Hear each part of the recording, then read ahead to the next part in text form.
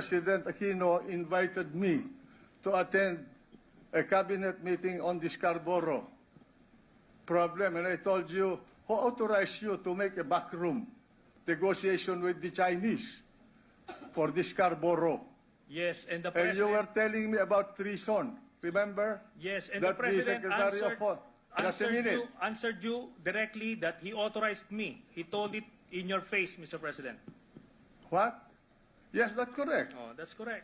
I accepted that because precisely. I did not know that you were authorized. But the fact is that I asked you, whom did you talk to in China? I don't need to report to the Senate President, Mr. President. You have a duty I am to not, report what you do obliged. as a senator to this chamber.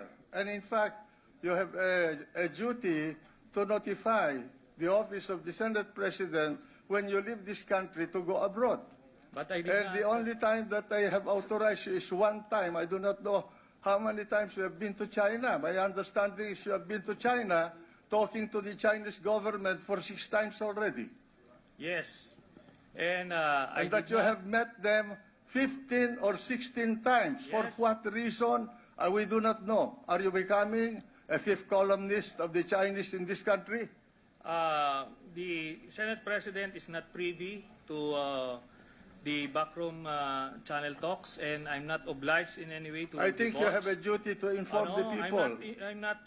I have already informed the people, but not the Senate President. I'm not obliged to report to the Senate President, and all this line of questioning is irrelevant again. And should this line of questioning continue, I will have to say that I will refuse to yield anymore the floor. No, I'm asking you a question.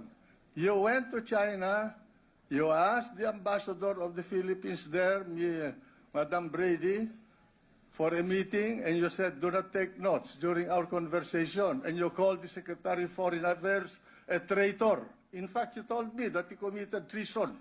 Yes, it was an executive session, and we're not supposed to And I divulge will what's read, happening in you the... want, I will read into the record your conversation with Brady But it's and his supposed notes to the Department of Foreign It's Affairs. supposed to be a confidential matter. Yes, but there's nothing So, confidential. even in the executive meeting, cabinet meeting, in the cabinet meeting in Malacanang, Mr. President, I will refuse to answer if that's Because you going to be the cannot line. answer the No, questions I'm because going it's to ask going you to about be your improper meeting. in this particular interpretation. Because you cannot answer I the can questions answer. I'm going to I ask can you. answer, but I won't be baited into that trap. You met, The point you met here Brady. is, Mr. President, this is Mr. how I felt. President, may I request this gentleman Mr. President, to in be that case, admonished. I will refuse to yield the floor anymore Well, for in that case, I any will read it. interpretation. I will And, read it to the record. The notes that Mrs. Brady or Ambassador Brady wrote about your conversation with her in Beijing on August 12, 2012. You want me to read point this? of order, Mr. President. You want me to read this? A point of What is the order. point of order? The Senate President may reveal